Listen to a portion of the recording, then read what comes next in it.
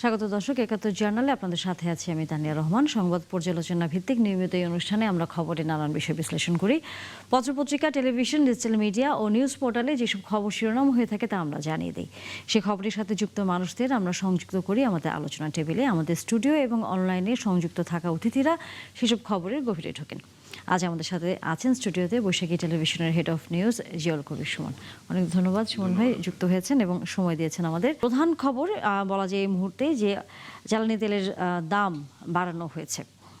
সেই খবরটি সকল গণমাধ্যমই আসলে এই মুহূর্তে তাদের শিরোনামে রেখেছে। আমাদের সাথে অতিথি হিসেবে এর মধ্যে যুক্ত আছেন রাশেদ খান, বিএনপির নেতা, এবং একই সাথে জয়নাল আবেদিন শিশির, যুগ্ম সদস্য সচিব, জাতীয় নাগরিক পার্টি এনসিপির। আপনাদের দুজনকে স্বাগত জানাই এবং ধন্যবাদ আমাদেরকে সময় দিয়েছেন ৭১ জার্নালে। সুমন ভাই, আপনাকে দিয়ে যদি একটু শুরু করি, সেটি হচ্ছে আবারও জ্বালানি তেলের দাম বাড়লো, দেখছেন কিভাবে বিষয়টা? আসলে ২৮ ফেব্রুয়ারি ইরান যুদ্ধ শুরু হয়েছে। তো ইরানের যে হরমুজ প্রণালী, সেই প্রণালী দিয়েই তো ২০% সারা ওয়ার্ল্ডে যে জ্বালানি প্রবাহ সেটা স্বাভাবিক থাকে। কিন্তু সেই জায়গায় আপনি দেখছেন যে এই যুদ্ধ প্রথম দিকে যেভাবে শুরু হয়েছিল যে খুব দ্রুত শেষ হয়ে যাবে বা এর একটা আন্ডারস্ট্যান্ডিংয়ের মধ্যে তারা চলে আসবেন, সেরকম ভাবা হলেও আদতে কিন্তু সেটা হয়নি। শুরুতে আমরা এটা গেস করছিলাম যে এটা এত সহজে ইরান হার মানবে না। তো যার ফলে যুদ্ধটা প্রলং হলো। অলরেডি ৩ মাস পেরিয়ে গেছে। তো সরকার চেষ্টা করেছে বেশ কিছুদিন জ্বালানি তেলের দাম না বাড়িয়ে কিভাবে চালানো যায়। তো তাতে দেখা যাচ্ছে প্রতিদিন সরকারকে প্রায় ১৮৩ কোটি টাকা ভর্তুকি দিতে হতো। তো এপ্রিলের ১৯ তারিখ তখন একবার এই জ্বালানি তেলের দাম বাড়ানো হয়েছে। আর এই মের শেষ মাসে এই আপনার কেরোসিনে ৫ টাকা, কেরোসিন, অকটেন এবং পেট্রোলে ৫ টাকা করে বিদ্যমান যে দাম তার সাথে ৫ টাকা করে বাড়িয়েছে। আসলে এটা আন্তর্জাতিক বাজারের, এটা প্রতি ধরেন ১-২ মাস পর পরই এগুলো টাইম টু টাইম ওইখানে যখন বাজার যখন অস্থির হয়ে যাবে তখন আমাদের দেশে, আমাদের মতো তৃতীয় বিশ্বের দেশগুলো যারা এই জ্বালানি নির্ভর দেশ, তাদেরকে অবশ্যই এটা পে করতে হবে। তো সেটারই একটা অংশ হিসেবে এই দামটা হয়েছে এবং এর ফলে যেটা হবে আবারও জিনিসপত্রের দাম বাড়বে, মানুষের উপরে কিছুটা মানুষের অর্থনীতি, দৈনন্দিন অর্থনীতিতে কিছু চাপ সৃষ্টি হবে। তো এখানে আসলে আমাদের হাতে আমাদের কিছু করারও নাই খুব বেশি, আমাদের সইতে হবে আর কি। হ্যাঁ, কিন্তু একই সাথে যদি আপনার সাথে আলোচনা করি, সেটা হচ্ছে মাননীয় প্রধানমন্ত্রী আজকে কিন্তু আবার বলছিলেন যে সামনের দিনে কঠিন সময় অপেক্ষা করছে। এখন এটির সাথে কি অনেকে এটার সাথে জুড়ে দিচ্ছেন যে অর্থনৈতিক একটা যে অস্থিরতা সামনের দিকে হয়তো। এখানে আমি কয়েকটা জিনিস উল্লেখ করতে চাই যেটা আমরা এই সরকার প্রিভিয়াসলি পেয়েছে। সেখানে কি হচ্ছে, ব্যাংকগুলো শূন্য হয়ে গেছে, ব্যাংকে টাকা নেই, প্রশাসন পুলিশ গতিশীলতা নেই, তারপরে আপনার ব্যবসা বাণিজ্য এখনও কিন্তু নিষ্প্রভ, কর্মসংস্থানের কিন্তু দৃশ্যমান যে ব্যবস্থা সৃষ্টি হবে সেই সুযোগটা কিন্তু মাত্র সরকার ৩ মাস গেল। এটা আমরা এত সহজে দ্রুত যে আমরা প্রত্যাশা করবো তাও না। তারপরে বৈশ্বিক যে যুদ্ধ, এটা তো আরও দীর্ঘায়িত হবে বলে মনে হচ্ছে, কারণ চুক্তির যেই শর্ত এগুলো নিয়ে আলোচনা চলছে, দেন দরবার চলছে। দুই পক্ষই যখন উইন উইন সিচুয়েশনে একাত্মতা ঘোষণা করবে তখনই তো এটা একটা সমঝোতার দিকে যাবে। তো যার কারণে আমার যেটা মনে হচ্ছে যে সার্বিক বিষয় নিয়েই প্রধানমন্ত্রী যেটা মিন করছেন যে মানুষের প্রত্যাশা অনেক এই সরকারের কাছে, বিশেষ করে একটা রক্তক্ষয়ী গণ অভ্যুত্থানের পরে তারা ক্ষমতায় এসেছেন নির্বাচনের মাধ্যমে। সেই জায়গায় প্রত্যাশার জায়গাটা মানুষের অনেক বেশি। সেই প্রত্যাশার জায়গাটা যদি পূরণ না করা যায় বা কাছাকাছিও না যাওয়া যায়, তাহলে কিন্তু মানুষ সরকারের প্রতি শ্রদ্ধা হতে পারেন। সেই আশঙ্কা থেকেই তিনি তার নেতাকর্মীদেরকে দেশের উন্নয়নে কাজ করার আহ্বান জানিয়েছেন। এবং আসলে কি কাজ করা বলতে কি, ধরেন আমরা গাড়ি ড্রাইভ করছি, আমরা যেন নিয়মটা মানি, আমরা যেন যত্রতত্র রাস্তায় ময়লা আবর্জনা না ফেলি। আমাদের একটা সিস্টেমেটিক ওয়েতে আমরা যদি সবাই চলতে পারি, তাহলে it could be better for our whole country. Zainal Abedin Shishir, আপনার কাছে একটু আসতে চাই। এর মধ্যে তো আসলে সবাই এই বিষয়টি জানে, আপনিও হয়তো জানেন যে জ্বালানি তেলের দাম বাড়ানো হয়েছে এবং বলা যায় এখন পর্যন্ত ডিজেলের দাম বাড়েনি, কিন্তু অন্যান্য জ্বালানি তেলগুলোর সেগুলোর কেরোসিন, অকটেন এগুলোর দাম বাড়ানো হয়েছে। এবং যখন প্রধানমন্ত্রী কথাটি বলেন যে সামনের দিনগুলোতে কঠিন সময় অপেক্ষা করছে, এটার সাথে কোনো রকমভাবে সম্পর্কর কোনো বিষয় থাকে কিনা? কারণ এই আভাস থেকে প্রধানমন্ত্রী আগে থেকে বুঝতে পারছিলেন যে সামনের দিনগুলোতে অর্থনৈতিক একটা চাপের মধ্যে আসলে পড়তে হতে পারে, কারণ যেহেতু বৈশ্বিক এই অস্থিরতার মধ্যে চলছে। কিভাবে দেখছেন বিষয়টি? আলোচক সুমন ভাইকে, রাসেল সাহেবকে। দেখেন, প্রধানমন্ত্রী এবং বিএনপি সরকার যে জ্বালানি তেলের দাম পরপর 2 মাসে যেভাবে বৃদ্ধি করলো এবং কোন রকম গণশুনানি ছাড়া, আমরা তীব্র নিন্দা জানাই। এই জন্য নিন্দাটা জানাই, যদি এটা বৈশ্বিক সমস্যা, কিন্তু আপনি অবশ্যই জানেন যে জ্বালানি তেলের দাম বাড়ানোর জন্য, কমানোর জন্য আমাদের একটি সংবিধিবদ্ধ প্রতিষ্ঠান রয়েছে, এনার্জি রেগুলেটরি কমিশন। সেটার মধ্যে জনগণ, সরকার পক্ষ, সুশীল সমাজ এবং এক্সপার্টরা অংশগ্রহণ করে এবং শুনানি হয়। শুনানি পরবর্তীতে করণীয় নির্ধারণ করা হয়। কিন্তু এই নতুন সরকার নিজেদেরকে ডেমোক্রেটিক দাবি করে এবং তারা নিজেদেরকে গণতন্ত্র বলে প্রচার করে, কিন্তু দেখেন 2 মাসে পরপর জ্বালানি তেলের দাম বাড়ালো এবং জনগণের সাথে একটা বারও কথা বলার প্রয়োজন বোধ করে নাই। এই যে আওয়ামী লীগ সরকারের মতো একদম ফেসিস্ট আচরণ, এটা আমরা এই সরকারের কাছে প্রত্যাশা করি না। আপনি আন্তর্জাতিক বিশ্বে যখন দাম বাড়ে তখন আপনি দাম বাড়ান, কিন্তু আমরা তো দেখেছি এই সরকারের এই যে জ্বালানি বিভাগে, বা এই সরকার যদি এখনো না থাকে, কিন্তু তারা তো ঠিক জ্বালানি অর্থটা তো তাদের কাছে আছে। বিগত সরকারে যে ফান্ডটা রেখে গেছে, এক সময় কোভিডের সময় আমাদের জ্বালানি কিন্তু হচ্ছে অনেক দাম কমেছিল, কিন্তু দেশের মার্কেটে আমাদের জ্বালানির দাম কমানো হয় নাই। ওই সময়ের অনেক অর্থ কিন্তু এখনো আছে, জ্বালানি বিভাগে আছে। কিন্তু তারা যখন জ্বালানির তেলের দামটা যখন আন্তর্জাতিক বিশ্বে বাড়ে তখন সাথে সাথে বাড়ায়, কিন্তু যখন কমে তখন 1 পয়সা কমায় না। তো আমি এদেরকে নিয়ে কি বলবেন আপনি? এরা তো আসলে দেশের জনগণের সাথে কোন ধরনের ইন্টারাকশনে যেতে চাচ্ছে না। দেশের জনগণের তো আসলে আমরা তো এই মূল্যে জ্বালানিটা কিনবো এবং এটা আমরা আসলে এটা ব্যয় করতে পারবো কিনা, এই সিদ্ধান্ত সরকার কি একাই নিবে, নাকি যাকে ভোক্তাকে এখানে কথা বলার সুযোগ দিতে হবে? তাহলে আপনি এনার্জি রেগুলেটরি কমিশন কেন করলেন? গণশুনানি নামক এই নীতিমালা কেন করলেন? জনগণের সাথে কেন এই প্রহসন, এই প্রতারণা? রাশেদ খান, এই প্রশ্নের উত্তর কি আমরা আপনার কাছ থেকে পাবো, যেহেতু আপনি সরকারি দলের একজন সদস্য? আসসালামু আলাইকুম, সবাইকে শুভেচ্ছা। দেখেন, বাংলাদেশে যে জ্বালানি সংকট এবং এর প্রেক্ষিতে আন্তর্জাতিক বাজারের সাথে সমন্বয় করার জন্য মূলত এই দাম বাড়ছে। এখন দায়টা শুধুমাত্র সরকারের উপরে দিলেই হবে না, এর দায় আসলে আন্তর্জাতিক মহল এবং যারা আন্তর্জাতিক মরল আছে তাদেরকে দিতে হবে। এখন আমাদের দেশে যারা অপোজিশন আছে তারা সবসময় মনে করে যে আসলে সরকারের উপরে দায় চাপিয়ে যারা জনগণ রয়েছে তাদেরকে বিভ্রান্ত করতে পারলেই হয়তো আমরা সফল।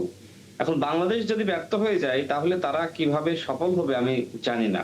সরকার অবশ্যই চাপের মধ্যে আছে, সেই চাপটা মানে আমি মনে করি যে এটা একটা আন্তর্জাতিক একটা চাপ, এবং এই যে এক দেশের সাথে আরেক দেশের যুদ্ধ বা মধ্যপ্রাচ্যে যে সংকট সৃষ্টি হয়েছে, এর পিছনে কি আসলে বিএনপির কোনো দায় আছে? অবশ্যই দায় নাই। সংকট হয়েছে, এই সংকট সবাই মিলে আমরা সমাধান করব। এখন আমরা যদি সমাধান না করে আমরা যদি মনে করি যে এই সরকারকে কিভাবে এর দায় দেওয়া যায় সেই চেষ্টা করি, সেটি কিন্তু হবে না। হ্যাঁ, এখন অপোজিশন যে দাবি করছে যে আমাদের সাথে আলোচনা করতে পারতো। দেখেন, সরকার অত্যন্ত আন্তরিক। এর আগে কিন্তু আমাদের অপোজিশনে যারা আছে তাদের সাথে কিন্তু সরকার বা দায়িত্বশীল মহল আলোচনা করেছে। এখন একটা জিনিস এখনই মনে করেন করা দরকার, নানান প্রেক্ষাপট, নানান কারণে। এখন আপনি যদি সরকারের উপর আস্থা না রাখেন, আপনি যদি বলেন যে আমার সাথে আলোচনা করার পরে করতে হবে, এর মাঝখানে যে প্রবলেমটা হইতে পারে সেই প্রবলেমটা আপনাকে বুঝতে হবে। সরকার যেহেতু জনগণের ভোটে নির্বাচিত এবং সরকার যে কোনো বিষয়ে সিদ্ধান্ত নেওয়ার এখতিয়ার রাখে, এবং যে দাম বাড়িয়েছে, আমরাও যে সময় অপোজিশনে ছিলাম আমরাও কিন্তু প্রতিবাদ জানিয়েছি, কিন্তু যৌক্তিকতা বুঝতে হবে যে এইবার আসলে কেন দাম বাড়াচ্ছে, এই দাম বাড়ানোর পিছনে আসলে কি কারণ থাকতে পারে। আমার কাছে মনে হয় এখানে এনসিপির নেতা জয়নাল আবেদিন শিশির সাহেব তিনি প্রতিবাদ জানাতেই পারেন যে তাদের সাথে কেন আলোচনা করা হলো না, এই যৌক্তিকতা তার আছে।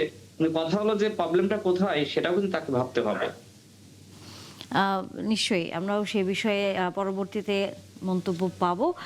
আম, শুন ভাই, আপনার কাছে কি মনে হয় যে সরকার যে কথাটি আসলে আমাদের আরেকজন অতিথি বললেন, যে জনগণের সাথে আলোচনা করে অথবা গণশুনানির মাধ্যমে বিষয়টি আসলে জানানো যেত, সেই জায়গাটা করলে কি আসলে এই বিতর্ক থেকে কিছুটা হলেও সরে থাকা সম্ভব ছিল, বা স্বচ্ছতার যে জায়গাটা বারবারই বলা হয়?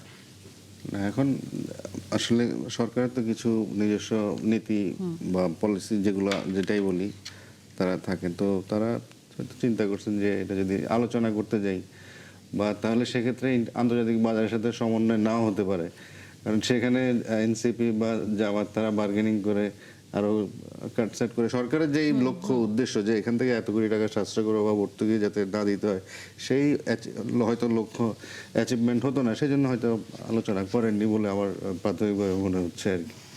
আর যুক্তরাজ্যে কিন্তু এখনো সবচেয়ে কিন্তু তেলের দাম বেশি, এখানে 241 টাকা বাংলাদেশি টাকায়, 241 টাকা লিটার। আর আমেরিকা এবং অন্যান্য দেশে মধ্যপ্রাচ্য বাদ দিয়ে বাকিগুলো কিন্তু আমাদের কাছাকাছি, এই 5 টাকা 2 টাকা 3 টাকা এর মধ্যেই আমি দেখলাম, এর মধ্যেই কিন্তু সবগুলোর দাম।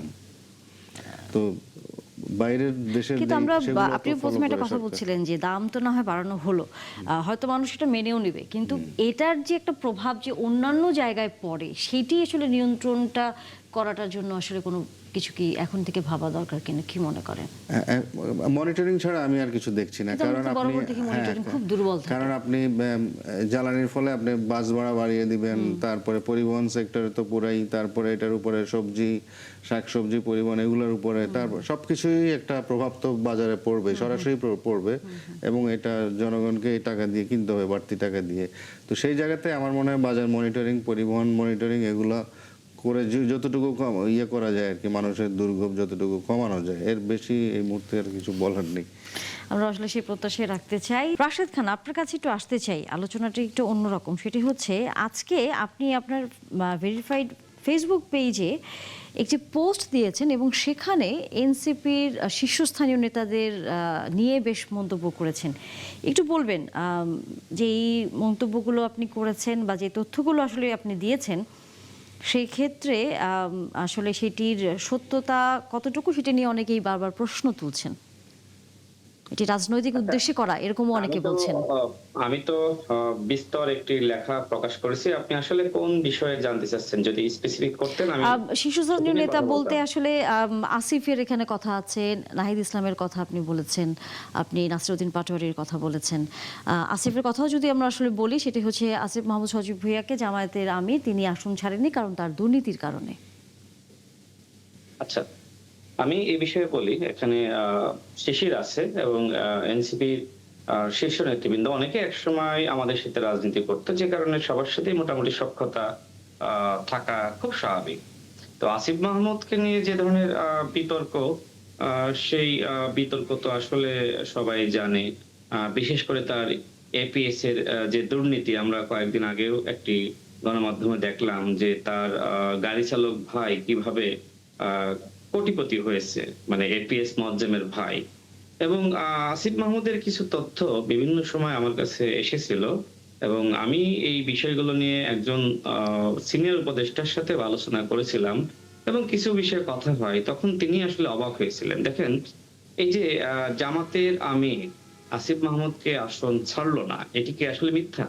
শোনেন, আসিফ মাহমুদ এবং মাহফুজ আলম যেদিন তারা পদত্যাগ করবেন, তার ঠিক আগের দিন রাতে, পদত্যাগ করার আগে বিএনপির মহাসচিব মির্জা ফখরুল ইসলাম আলমগীর সাহেব এবং বিএনপির স্থায়ী কমিটির সদস্য জনাব সালাউদ্দিন আহমেদ তাদের বাসায় গিয়েছিলেন, এবং তারা দুজন বলেছিলেন যে আমরা ধানের শীষে ইলেকশন করতে চাই।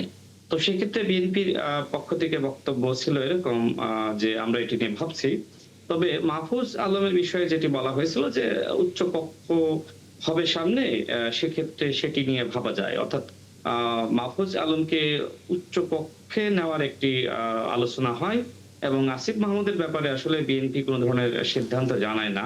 এবং আমি ব্যক্তিগতভাবে বিএনপির শীর্ষ নেতৃবৃন্দের সাথে যখনই আলোচনা করেছি, তো আমার কাছে মনে হয়েছে যে আসিফ মাহমুদের যে দুর্নীতির অভিযোগগুলো সেটি বিএনপির কাছে এক ধরনের ভার, এবং এই ভার আসলে বিএনপি নিতে চায় না। এবং আমি পরবর্তীতে আরো যে তথ্য অনুসন্ধান করে পেয়েছি সেটি হলো জামাতের আমির তিনিও আসলে আসিফ মাহমুদের যে দুর্নীতির অভিযোগ সেটি আসলে নিতে চাননি, এবং এটি নিয়ে নাহিদ ইসলামেরও আক্ষেপ আছে। নাহিদ ইসলাম বিভিন্ন জায়গায় আক্ষেপ করে বলেছে যে মানে আমরা এত চেষ্টা করলাম আসিফের আসনটা নেওয়ার জন্য, কিন্তু আসলে জামাতের আমির রাজি হলেন না। আমি পরবর্তীতে যে তথ্য পাই সেটি হলো যে এই বিষয়ে আসলে ডক্টর মোহাম্মদ ইউনূস নিজেই জামাতের আমিরকে ফোন দিয়ে আসিফ মাহমুদকে ঢাকা 10 আসন ছাড়ার আহ্বান বা অনুরোধ করেছিলেন, কিন্তু তিনি বলেছিলেন দেখেন আমরা যে জোট করেছি এই জোটটা মূলত দুর্নীতি বিরোধী জোট। তো সেক্ষেত্রে যার বিরুদ্ধে এত দুর্নীতির অভিযোগ, এবং জামাতের কাছে অবশ্যই আসিফের ব্যাপারে অনেক তথ্যপত্র রয়েছে, তা আমরা আসলে আসিফ মাহমুদকে কোনোভাবেই আমরা আসন ছাড়তে পারবো না। আসন ছাড়লে আসলে আমরা ক্ষতিগ্রস্ত হবো রাজনৈতিক ভাবে। তো আমি আজকে এই পোস্ট করার পরে আসলে আসিফ মাহমুদ আমার সাথে যোগাযোগ করেছেন, এবং এর আগেও একই ধরনের কথা বলার পরে তিনি আমার সাথে যোগাযোগ করেছিলেন। তিনি আসলে ভিন্ন একটি প্রেক্ষাপট সেই সম্পর্কে আমাকে জানিয়েছিলেন যে এই কারণে আসলে জামাতের আমির আসিফ মাহমুদকে আসন ছাড়েনি। মানে বিষয়টা খুবই সেনসিটিভ এবং রাষ্ট্রীয় অত্যন্ত গোপনীয় বিষয়, যে কারণে আমি আসলে টেলিভিশনে এটা বলতে রাজি না, কারণ এটা খুবই একটা রাষ্ট্রীয় সেনসিটিভ এবং গোপনীয় বিষয়, এবং একজন গুরুত্বপূর্ণ ব্যক্তির কথা তিনি আমাকে বলেছেন। অর্থাৎ জামাতের আমির যে আসিফ মাহমুদকে আসন ছাড়েনি এটা সত্য। আসিফ মাহমুদ অন্তত আমার কাছে এই বিষয়টা স্বীকার গেছে, বাট এনসিপির আরো অনেক নেতৃবৃন্দ ঘনিষ্ঠ আমাদের অনেকে আছে, তাদের কাছ থেকে আমি অনেক তথ্য বিভিন্ন সময় পেয়েছি। এবং এই যে দেখেন এখন ঢাকা দক্ষিণ সিটি কর্পোরেশনে আসিফ মাহমুদ নির্বাচন করবে, কিন্তু জামাত ইসলামের যে সিদ্ধান্ত, জামাত ইসলাম আসিফ মাহমুদকে এখানে সেই একই বিতর্কের কারণে আসলে আসন ছাড়তে চায় না। আর দ্বিতীয়ত নাসিরউদ্দিন পাটোয়ারির যে কথা বলেছি শোনেন, নাসিরউদ্দিন পাটোয়ারিরা তো একসময় আমাদের সাথে আন্দোলন সংগ্রাম করেছে। 2018 সালে আমরা যে সময় আন্দোলন নেতৃত্ব দিয়েছি আমাদের সাথে তারা ছিল। শিশির এখানে আছে, শিশিরও একসময় আমাদের সাথে রাজনীতি করেছে, আন্দোলন সংগ্রামে ছিল। তো যেহেতু সবাই আমাদের মোটামুটি সার্কেলের, সবার সাথে যোগাযোগ সম্পর্ক আছে, যে কারণে অনেক তথ্য উপাত্ত আসলে আমাদের কাছে আসা খুব স্বাভাবিক।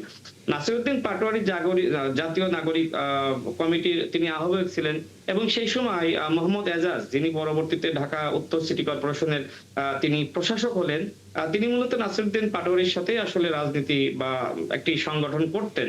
পরবর্তীতে তাকে আসলে প্রশাসক হিসেবে নিয়োগ দেওয়া হয়, এবং তিনি যে দুর্নীতি বা বিভিন্ন কেলেঙ্কারির সাথে জড়িয়েছেন, মূলত এনসিপি কে বিভিন্ন আর্থিক সহযোগিতা বা ওই যে গাবতলীর হাট বা বিভিন্ন জায়গায় বিভিন্ন সুযোগ সুবিধা দেওয়াকে কেন্দ্র করে, এবং নাসিরউদ্দিন পাটোয়ারি মোহাম্মদ এজাজকে সেখানে বসিয়েছিলেন। আমি এই বিষয়গুলো কিভাবে জানি, জানার কারণটা হলো যে এই যে উত্তর সিটি কর্পোরেশনের প্রশাসক নিয়োগ দিল, সেই বিষয়গুলো নিয়ে আসলে বিভিন্নভাবে আমাদের সাথে আলোচনা হয়েছে, এবং বিভিন্ন সময় আমাকে নুরুল হক নূরকে নাহিদ ইসলাম ডেকেছেন রাজনৈতিক বিভিন্ন আলোচনা করার জন্য তার মন্ত্রীপাড়ার বাসায়।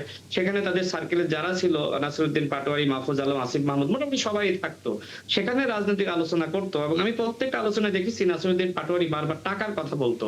সে বলতো যে ভাই টাকা ছাড়া কেমনে রাজনীতি করবেন, আওয়ামী লীগের ওই সম্পদ, ওই বিল্ডিং, এই সম্পদগুলো আমাদেরকে দখল করতে হবে, টাকা ছাড়া ভাই রাজনীতি করা যাবে না।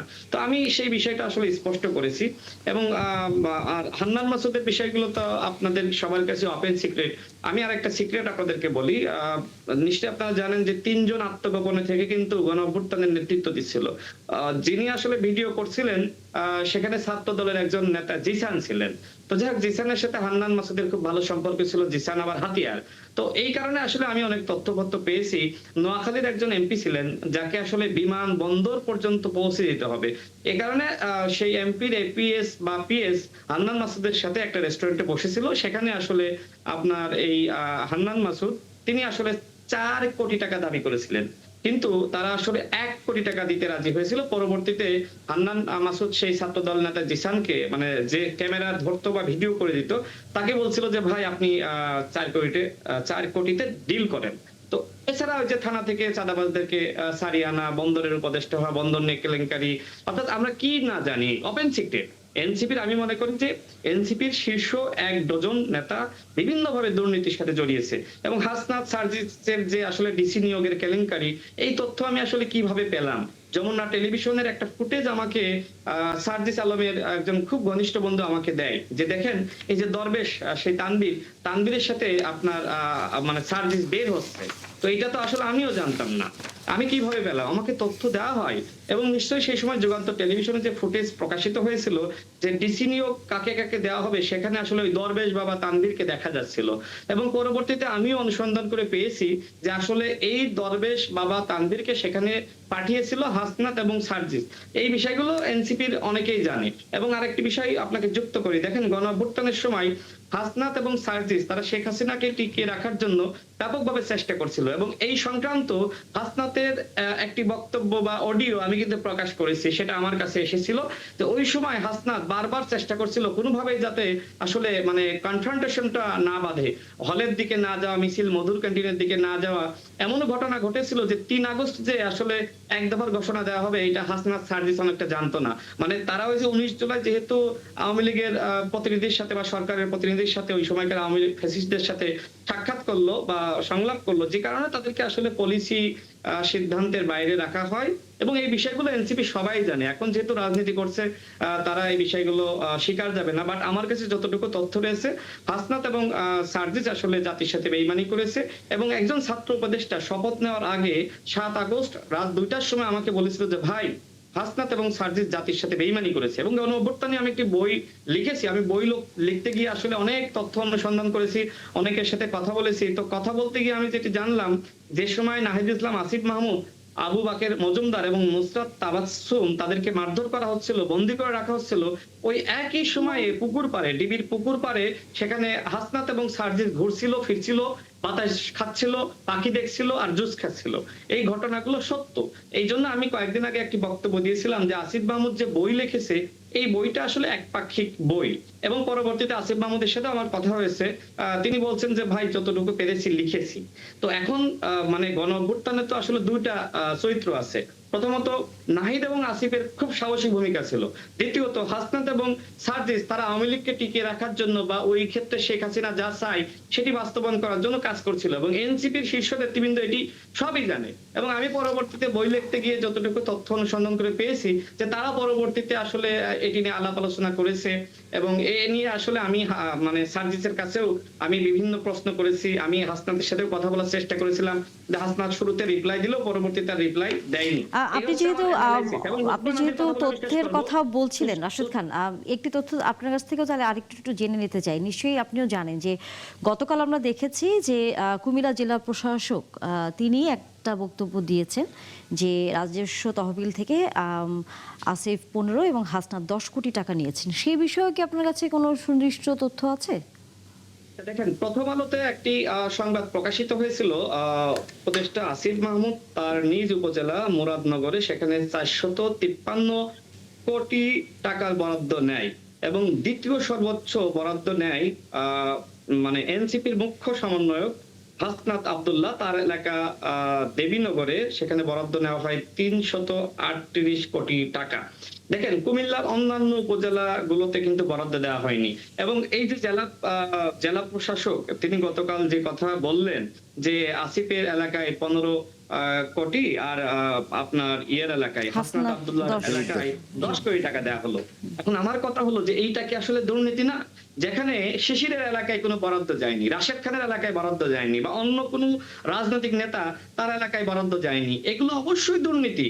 এবং আসিফ মাহমুদরা এবং হাসনাত আব্দুল্লাহ বা অন্যান্য নেতারা কতটুকু দুর্নীতি করেছে বা করে নাই আমরা ওই সময়কার গণমাধ্যমে দেখেছি। আজকে আর একটা তথ্য আপনাকে বলি, নিশ্চয়ই আপনি দেখেছেন যে জামাতের এমপি আব্দুল্লাহ মোহাম্মদ তাহের তিনি কিন্তু আজকে স্পষ্টভাবে স্বীকার করেছেন যে অন্তর্বর্তীকালীন সরকার থাকাকালীন সময়ে আমার এলাকায় অবকাঠামো উন্নয়নের জন্য 120 কোটি টাকা বরাদ্দ আনা হয়েছে। তো আমি আমার এলাকায় বরাদ্দ নিতে পারলাম না। জামাতের যারা এমপি হয়েছেন বা প্রার্থী ছিলেন বা যারা এনসিপি নেতারা ছিলেন, নাহিদ ইসলাম বলেন, হান্নান মাসুদ বলেন, সার্জিস আলম বলেন, হাসনাত আব্দুল্লাহ বলেন, তারা তাদের এলাকায় এই যে শত শত কোটি টাকার বরাদ্দ নিয়েছে, এটা কি দুর্নীতি না? সেক্ষেত্রে আমি অবশ্যই বলবো যে বৈষম্য বিরোধী ছাত্র আন্দোলন করে আপনি আবার এই যে বৈষম্য করলেন, এটা তো অবশ্যই দুর্নীতি।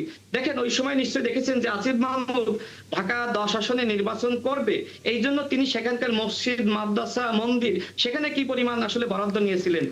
আমরা আপনার বেশ কিছু বক্তব্য, রাশেদ খান যেহেতু আমাদের সাথে আরেকজন অতিথি আছেন জয়নাল আবেদিন শিশির, তার কাছ থেকে আসলে মন্তব্য নিতে চাই। আপনি যে অভিযোগগুলো করেছেন কম বেশি আমরা তো আসলে আপনার কাছ থেকে শুনছিলাম। জয়নাল আবেদিন শিশির। দেখেন রাশেদ ভাই অনেক অভিযোগ করেছে, কিন্তু অভিযোগ বেশিরভাগ উনি নিজে বলেছে এগুলো উনি শুনেছেন, মানে উনি কিন্তু ঘটনার সাক্ষী না, উনি শোনা কথা এগুলো উনি নিজেই বলেছেন। আর দ্বিতীয়ত হচ্ছে দৈনিক আকাশবাণী, দৈনিক মানে বাতাসি সংবাদ, এ ধরনের তো অনেক কিছুই করা যায়। ফেসবুকে একটা স্ট্যাটাস দিয়ে ওই স্ট্যাটাসের উপর ভিত্তি করে মিছিল বিক্ষোভ করা, এরপর হচ্ছে দুর্নীতি করা। আসিফ মাহমুদ কুমিল্লায় যে বরাদ্দ দিয়েছেন, এই বরাদ্দ টাকা এখনো পৌঁছায় নাই, তাহলে দুর্নীতিটা করলো কিভাবে? এ টাকা তো বিএনপি এখন ভোগ করবে। তারপরে বললেন যে রাশেদ ভাই গাবতলী হাট, আচ্ছা আপনি দেখান তো এই বিপ্লব পরবর্তীতে বাংলাদেশের কোন একটি হাট এনসিপি মানে নিয়েছে, দখল করেছে? গাবতলী হাট এনসিপির কেউ নিয়েছে? এই প্রমাণ যদি রাশেদ খান দিতে পারে, আমি রাশেদ খানকে একটা বিশেষ পুরস্কার দেব। আমার মনে হয় তিনি দিতে পারবেন না, তিনি একটু অনুমানের উপরে বলতেছেন। তারপরে বললেন যে গাজী সালাউদ্দিন তানভীর উনি অনেক টাকা দুর্নীতি করেছেন, অথচ উনি জানেন না রাশেদ ভাই যে গাজী সালাউদ্দিন তানভীরকে দুদক বলেছে গাজী সালাউদ্দিন তানভীর নির্দোষ, এবং এটা এই বিএনপি সরকারের অধীনে দুদক বলেছে, আপনাদের সরকারের দুদক। আমরা বলছি না ইন্টেরিয়ামের সরকারের দুদক বলেছে। তো আরো যাদের বিরুদ্ধে অভিযোগ করলেন, অভিযোগ করেন কেন? আপনারা এখন তো আইন আদালত তো সব আপনাদের হাতে, বিচার বিভাগ তো আপনাদের হাতে, আপনারা তো যা মন চায় তা করতে পারেন, ধরাকে সরা করতে পারেন। এই যে লক্ষ্মীপুরে আমাদের নেতা আনোয়ারকে আপনারা 2000 নেতা কর্মী গিয়ে তার বাসা বাড়িতে হামলা করলেন, তাকে সাইবার সিকিউরিটি মামলা দিলেন, তার ছোট সন্তানকে পর্যন্ত মারধর করলেন, তার বাপ্পাকে মারধর করলেন, তার 2 ভাইকে দিলেন। এ তো আপনার তারপরে কি করলেন? থানায় সুপর্দ করলেন, একদম আওয়ামী লীগের স্টাইলে। তো আপনাদের তো আইন আদালত তো সব আপনাদের হাতে। নিম্ন আদালত বলেছে তাকে কোর্টে মানে জেলখানায় তার প্রেরণ করেছে, নিম্ন আদালত তো আজকে আপনাদের পক্ষ নিয়েছে, থানা আপনাদের পক্ষ নিয়েছে। এই যে ফেসবুকে সোশ্যাল মিডিয়ায় এই বায়ু অভিযোগগুলো না করে আপনারা একটা বিচার বিভাগে তদন্ত করেন না। দেখি বাংলাদেশে ইন্টেরিয়াম গভর্নমেন্টের, আমি তো বলি ইন্টেরিয়াম গভর্নমেন্টের 90% কাজ, সুবিধা, পদায়ন এবং দুর্নীতি করেছে বিএনপি। লন্ডন মিটিং এর পর কার্যত বিএনপির মহাসচিবের ভূমিকা পালন করছে ডক্টর মোহাম্মদ ইউনূস। ডক্টর মোহাম্মদ ইউনূস বাংলাদেশে নির্বাচন না দিয়ে ইলেকশন ইঞ্জিনিয়ারিং মাধ্যমে ক্ষমতা হস্তান্তর করেছে, যার প্রমাণ স্থানীয় সরকার প্রতিমন্ত্রী শাহ আলম মুরাদ বলেছেন ডক্টর ইউনূস লন্ডন মিটিং এ তারেক রহমানের কাছে জুলাই আন্দোলনের শিরোপা তুলে দিতে বাধ্য হয়েছে। তো বাধ্য যে হয় ওই লন্ডন মিটিং এর পরে এই যে ডক্টর মোহাম্মদ ইউনূসকে নিয়োগ কে দিয়েছিল? আপনাদের না, আপনারা দিয়েছেন। ডক্টর মোহাম্মদ ইউনূসকে নিয়োগ দিয়েছে বাংলাদেশের জনগণ।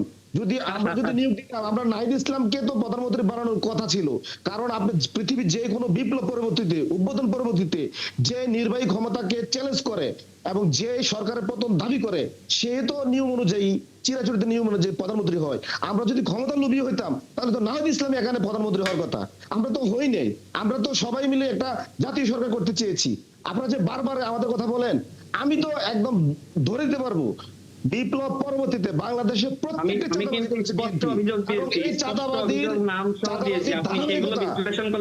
চলছে। আজকে বাংলাদেশের যে কোনো প্রান্তে কারা চাঁদাবাজি করছে, 5 আগস্ট পরবর্তী কারা চাঁদাবাজি করছে, জাস্ট চেহারাগুলো পরিবর্তন হয়ে গিয়েছে। কিন্তু আপনাদের এমপি হান্নান মাসুদ ছাড়িয়ে আনতে গিয়েছিল, প্রমাণ তো আছে নাকি? রাশেদ খান নিজেও স্বীকার করেছে, সরকার কিন্তু আপনাদের নিজেই বলেছে, জামাতের আমির বলেছে যে আমাদের 11 দলীয় জোট হচ্ছে দুর্নীতি বিরোধী জোট, অর্থাৎ চাঁদাবাজ বিরোধী জোট। তাহলে রাশেদ খান তো স্বীকার করে নিলেন যে ওনারা আসলে চাঁদাবাজ বিরোধী জোটে। আসন দেয়নি, এটা কি মিথ্যা? আপনি বলেন এটা কি মিথ্যা? আসিফ মাহমুদ রাজনীতি করতে আসছে, সে রাজনীতি কর্মী, সে আমাকে বলেন তার ব্যাপারে দল সিদ্ধান্ত নিতে আমাকে বলেন যে আসিফ মাহমুদকে যে জামাতের আমির তাড়াতাড়ি আসতেন, হয়তো তার ব্যাপারে ঢাকায় বা তার এলাকায় কুমিল্লায় তাকে এক জায়গায় নির্বাচনের প্রস্তুতি নিত। দল যখন দেখলো যে তার যথাযথ প্রস্তুতির অভাব, আসিফ মাহমুদ নিজেও দেখলেন, তার পরবর্তীতে তিনি এবং 11 দলীয় জোট মিলে সিদ্ধান্ত নিয়েছেন তিনি এবার ইলেকশন করবেন না। কিন্তু তিনি তো দলে গুরুত্বপূর্ণ ভূমিকা পালন করেছেন। আসিফ মাহমুদকে আপনি যেভাবে লেভেল দিচ্ছেন, তাহলে আমারে বলেন আপনারা যারা মানে এই যে একজন ইলেকশন করলে আজকে সাদিক কায়েমের বিরুদ্ধে আসিফ ইলেকশন করছেন, এটাকে আপনি ফ্রেমিং করছেন। আমাকে বলেন সিলেটের মেয়র ইলেকশনে আরবির বিরুদ্ধে জামাতের হাসান মাহবুব জুবায়েরকে কেন মনোনয়ন দেওয়া হলো? আরিফ কি চাঁদাবাজ ছিল? আরিফ কি দুর্নীতি ছিল? হাসান মাহবুব জুবায়ের কেন বিএনপি সিলেটের মেয়র নির্বাচনে যাবে? বিএনপি করতে গেল? আপনারা তো এই জিনিসটি স্পষ্ট করছেন না। রাজাকার যে সময় আওয়ামী লীগে যুক্ত হয়েছে, সেই রাজনীতি হয়ে গেছে মুক্তিযোদ্ধা, আর এখন চাঁদাবাজ এনসিপি তে গেলে ফেরেশতা হয়ে যায়। বলেন ভাই, ইসলাম আপনার সরকারকে সময়- কেন নিলেন? আপনার সময় আপনি কথা বলেছেন, আমি আমার সময় কথা বলতে চাই। আপনি যদি মনে করেন এখানে আপনি আমার বাক্সতে হরণ করবেন, তাহলে আপনি পুরো ফ্লোরে কথা না, বলেন, না, আমি আপনি ছেড়ে বলেন, দিই। আপনি বলেন, আপনি বলেন। না, আপনি আপনি তবে আপনি আপনি আমার specific অনুমতি ছাড়া তো ভাবে আমার খুব করতে ঢোকাটা উচিত হয় নাই। আপনি এটা কেন Thank you. ঢুকলেন? এটা তো আপনি তো আদব নষ্ট করলেন, এটা তো করা উচিত না। আমি না, তো আপনি আপনার কিন্তু কথা আমাকে সুযোগ মনোযোগ দিয়ে দিয়েছেন, শুনছি। কথা বলার সুযোগ দিয়েছেন, এই জন্য আপনাকে না, আমি ধন্যবাদ। আপনাকে এখন কথা যেটা বলার বলছেন সুযোগ যে দিই নাই, আমার বলা থেকে যাবে আপনি না, আমি অনুমতি নিন বলছি না। না, আপনি বলেন। অনুমতিও Continue নেন করেন। নাই। যদি অনুমতি নিতেন আমি বিবেচনা করতাম আপনাকে সুযোগ দিব কি দিব না। আপনার কথার সময় আমি একটি মানে শব্দ করি নাই।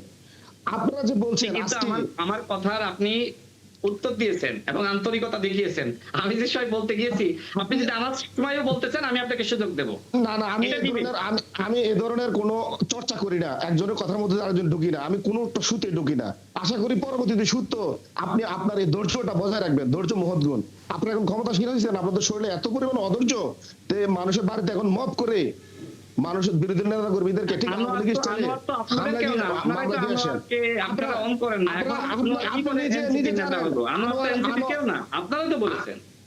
আপনি নিজে জানেন আনোয়ার একজন জুলাই যোদ্ধা। শেখ হাসিনাকে আওয়ামী লীগকে আনোয়ার যে বাসায় প্রতিবাদ করেছে তার শিখিবাকও এখনো বিএনপি কে করে নাই। আর বিএনপি আজকে ফেসিস্ট কায়দায় আনোয়ারকে গ্রেফতার করিয়েছে, আনোয়ার ফ্যামিলির হামলা আনোয়ার তো করেছে। NCP কেউ না, আপনারাই তো বলেছেন। আমি NCP আনোয়ার কয়েকজনের জুলাই সাথে কথা যোদ্ধা, বলেছি, তারা আনোয়ার বলছে যে না, জুলাই যোদ্ধা, আনোয়ার আনোয়ার আমাদের জুলাই কেউ না, যোদ্ধা। আনোয়ার NCP কেউ না। আমরা জানি বিএনপির ইতিহাস বরাবরই হচ্ছে বিপ্লবীদেরকে মেরে ফেলার ইতিহাস, বিপ্লবীদেরকে খেয়ে ফেলার ইতিহাস, বিপ্লবীদেরকে ধ্বংস করার ইতিহাস। যেমন মেজর ডালিমকে আপনারা হত্যা করেছেন, খুন করেছেন। এখন সারা বাংলাদেশে ইন্ডিয়া আওয়ামী লীগ মিলে এবং আওয়ামী লীগের অনেক ভাড়াটে গুন্ডাদেরকে আপনারা ভাড়া করেছেন, এনসিপি নেতাদেরকে এবং বিপ্লবীদেরকে খুন করার জন্য, মারধর করার জন্য, হেনস্থা করার জন্য, ডিম মারার জন্য। আমরা এগুলো বুঝি। বিএনপি বরাবরই কোনো বিপ্লব করতে পারে না, বিপ্লব ধারণও করতে পারে না। বিপ্লব পরবর্তী বিএনপি বিপ্লবের সুবিধাভোগী এবং বিপ্লবীদেরকে বিএনপি খুন করে। 7ই নভেম্বর কি জামাত বিপ্লবীদেরকে করেছিল? বিএনপি দেশ ত্যাগ করে। 7ই নভেম্বর কি জামাত এবং- করেছিল? জামাত এবং এই যে 7 নভেম্বর আপনারা করছে নারে তাকবীর আল্লাহু আকবার, এটা কি গণ অধিকার পরিষদ দিয়েছে না বিএনপি দিয়েছে? কারা দিয়েছে? নারে তাকবীর আল্লাহু আকবার, এটা কি আপনারা করেছেন? NCP কি দিয়েছে। নারে তাকবীর আল্লাহু আকবার বলে আপনারা বাইর করে নিয়ে আসছেন? বিএনপি বাইর করে নিয়ে কারা আসছে। দিয়েছে? বিএনপি জন্ম হয়েছে এই দেশে। কারা কারা দিয়েছে? বিএনপি কে বাইর?